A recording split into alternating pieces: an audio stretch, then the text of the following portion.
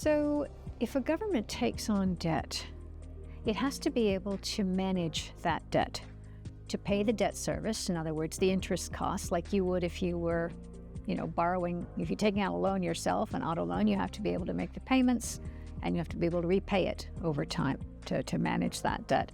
It's the same way for governments. And where do governments get the funds to service and manage that debt? They get it, primarily from sort of tax revenues or export revenues. So governments have their sources of revenue, they have the uses, those revenues. Debt service is one of the uses.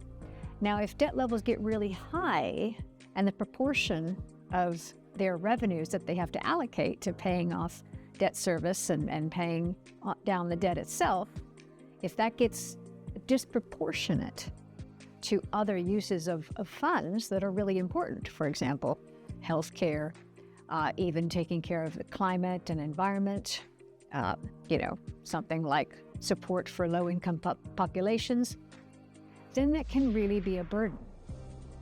We refer to government debt burdens as the level of spending they need to service and maintain their debt.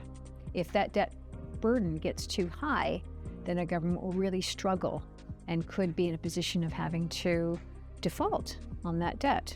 And that's very dangerous for the sovereign as a whole to do that. It affects their credit rating and so on.